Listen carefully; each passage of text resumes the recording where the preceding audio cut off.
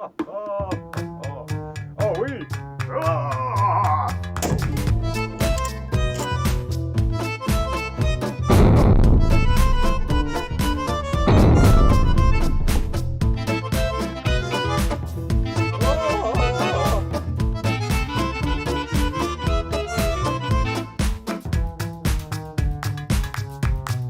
Ah, le Revolver 73, ça aussi c'est un très gros morceau de notre armurerie nationale.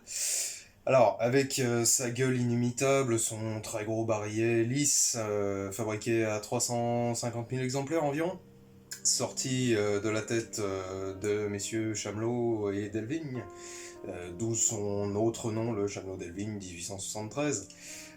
Il aura eu une carrière sacrément longue. Les derniers exemplaires en service vraiment actifs ont été réformés dans les années 50 et on en a quand même encore retrouvé sur certains navires et dans l'armée de l'air jusque dans les années 60.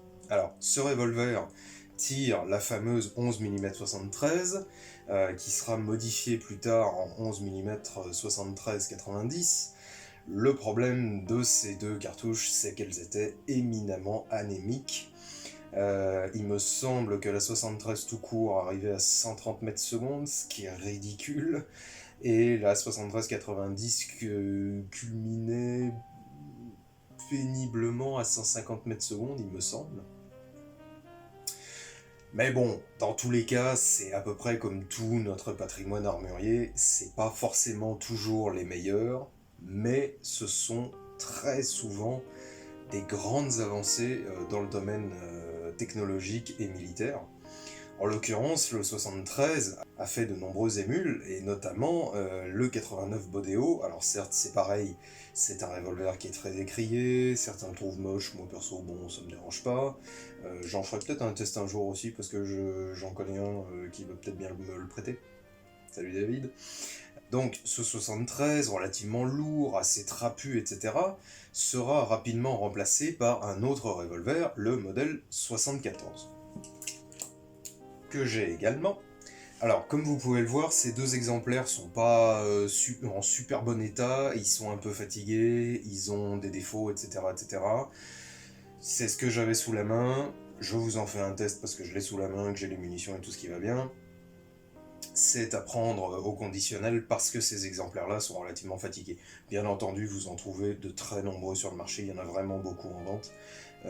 Les prix ont chuté ces dernières années.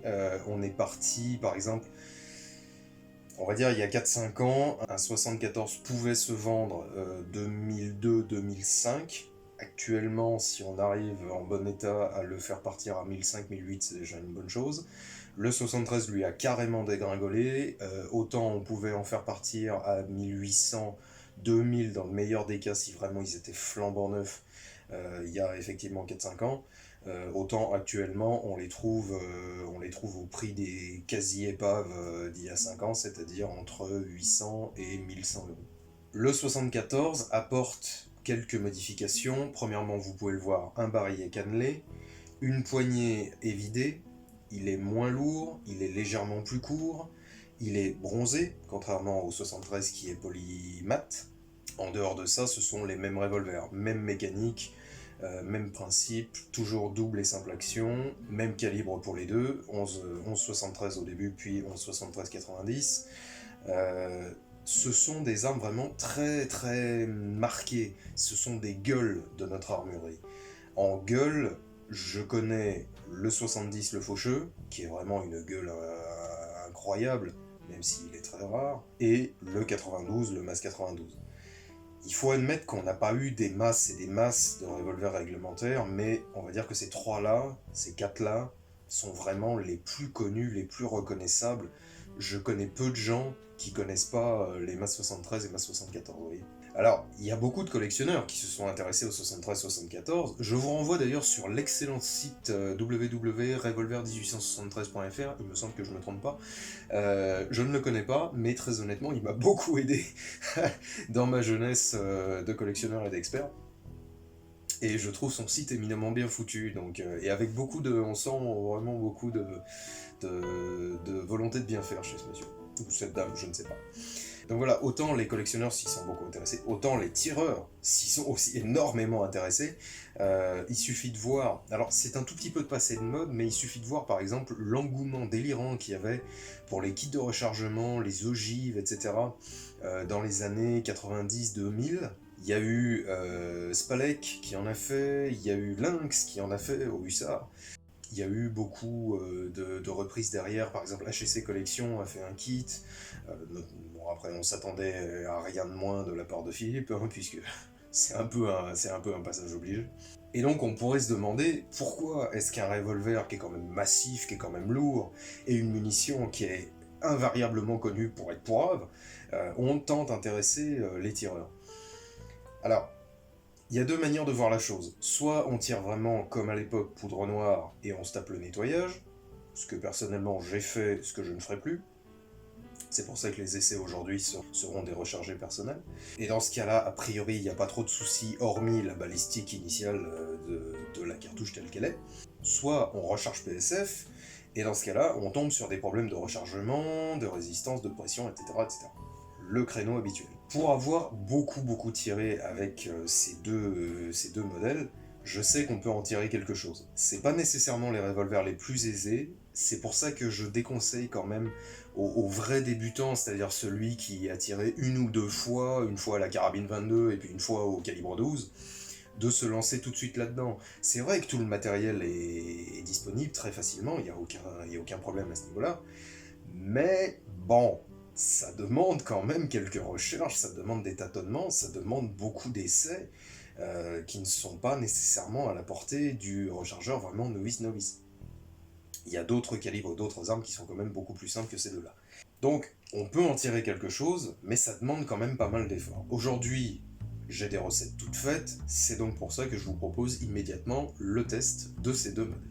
Voilà, nous voilà donc de retour au stand pour l'essai de ce 73 et de ce 74 français.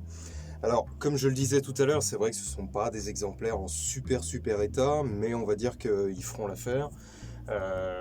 On va faire un petit test de précision vaguement.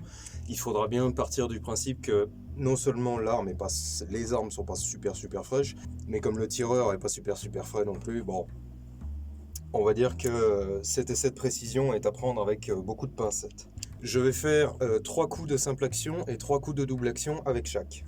Alors, commençons par la simple action. Je ne sais pas du tout où est mon point de visée, hein, donc ce sera vraiment très aléatoire. Je vais prendre visuel bas, on verra bien.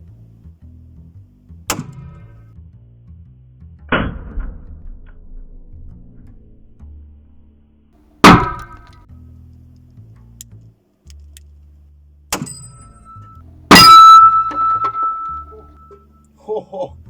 Ah oui, donc je suis où là? Je suis très à gauche. La vache. Alors, je vais essayer de prendre le visuel bas de l'autre cible.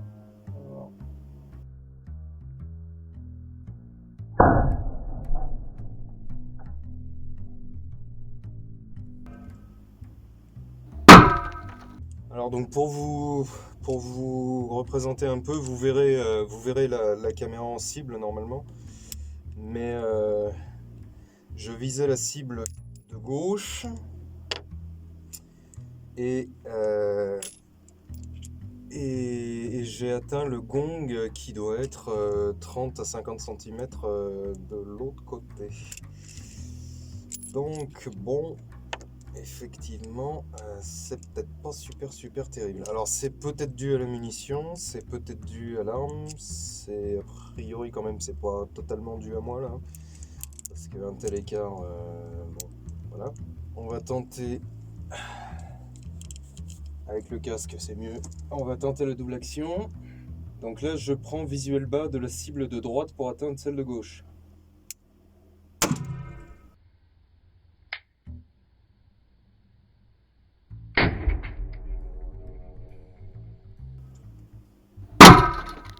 Alors manifestement j'ai touché quelque chose en cible. Je ne sais pas quoi mais ça a fait bouger. Je vais essayer de prendre plus bas.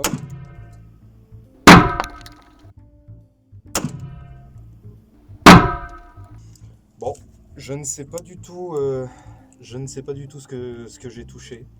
C'est pas totalement impossible que j'en ai une en cible, il me semble voir quelque chose. On verra tout ça à la caméra, mais c'est vrai que pour l'instant c'est pas très brillant. Alors je rappelle, bon, hein, l'arme n'est pas super fraîche. Je suis à 25 mètres sur une 17-17, donc bon, c'est pas non plus de l'exploit. On va voir ce que ça va donner avec le 74. Donc on passe sur 74, donc version allégée. Encore une fois, c'est pas un exemplaire qui est super frais. Il a des réactions mécaniques un tout petit peu zarbi. Mais bon, on va dire que je vais pouvoir gérer. Donc, 6 cartouches. Alors, allons-y. Donc, en premier lieu, une simple action. Donc je vais prendre visuel bas de la cible de droite. On va voir.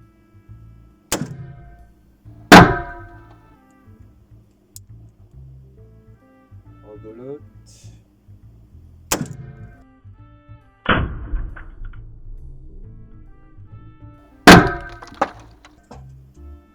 Alors là, j'ai l'impression que je touche au bon endroit, qui est plutôt une bonne chose. Ouais, je crois que je vois des impacts en plus. Il a vraiment des réactions mécaniques, hein, tantinet zarbi. Putain, il est super dur.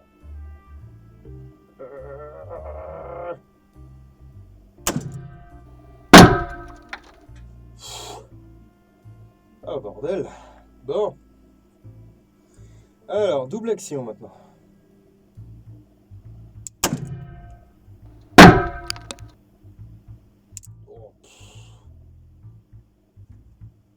Oh la cata. Bon. Ah, attendez, je me repose un petit peu parce que ça va. Ah, vache. Il a des réactions mécaniques vraiment zarbi.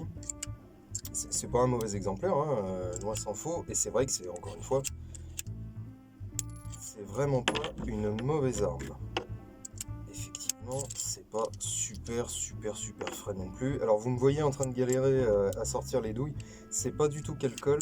Voilà, c'est simplement que je suis un peu inteubé. Et que... ouais, ça c'est bon. Et que j'ai du mal à utiliser cette baguette. Voilà. Non.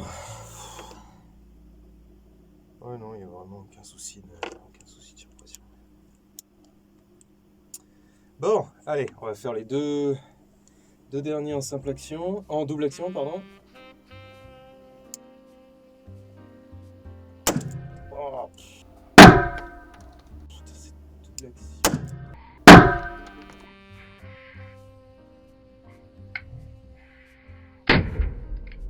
Et catastrophique. Alors, cette double action est catastrophique sur cet exemplaire, hein. D'ordinaire, la double action des 73-74 est dure. C'est très clair, c'est une mécanique qui est très virile, comme on dit à la boutique. Mais c'est vraiment pas une mauvaise mécanique. Celui-ci a tendance en fait à continuer sa simple action sur 3 fois rien, sur 5 mm. Mais c'est assez chiant quand on est en simple action. Et en double action, le lâcher est super long. Donc c'est vrai que c'est un peu la galère. Et c'est pour ça que vous me voyez trembler comme un malade. Et c'est aussi pour ça que je suis obligé d'enrouler un peu cette queue de détente, parce que sinon, j'y arrive juste pas. Bon, je vois des impacts. J'ai un peu fait un arrosoir. Alors c'est possible que ce soit à cause de la double action qui est un peu rude. En dehors de ça, c'est vrai que ce soit le 73 ou le 74, et ben ma foi, c'est quand même des chouettes flingues, il faut dire. Alors, je suis un peu passé au-delà de ça. Pour ne rien vous cacher, moi j'ai eu un certain nombre de 73, j'en ai eu 5 en collection perso. J'ai dû tirer avec au minimum une cinquantaine d'exemplaires. Les 74 se sont fait plus rares, j'en ai eu un en collection perso et j'ai dû tirer avec une dizaine en tout. Pour les exemplaires qui étaient frais, que ce soit le 73 ou le 74, c'était d'excellentes armes. On sent, c'est vrai, un poids qui est quand même réduit effectivement sur le 74. Ça se sent pas beaucoup, mais ça se sent. Les mécaniques sont toujours un peu fermes, c'est le moins qu'on puisse dire. C'est des revolvers qui sont assez lourds, c'est une munition qui peut être un petit peu anémique. Pour ceux qui rechargent PSF, parce que on va pas se le cacher, c'est une des armes où c'est possible, il faut toujours rester extrêmement prudent. Méfiez-vous aussi, je fais un petit aparté, méfiez-vous aussi des armes qui auraient pu être rechambrées en 45 Colt, en 45 ACP, pas en 45 Colt. Parce que effectivement, à la fin de la guerre, entre 40 et 45, donc pour toute la guerre pour nous, à la fin de la guerre pour les autres, il y a eu beaucoup de 73 et 74 qui ont subi ce traitement-là. Et c'est très dangereux de tirer avec, non seulement parce qu'ils ont moins de métal, ils ont tiré des munitions extrêmement chaudes pour eux, donc ils n'ont pas nécessairement une intégrité structurelle formidable. Et en plus, vous ne pourrez plus tirer la 73 qui va gonfler comme une malade. Bon voilà.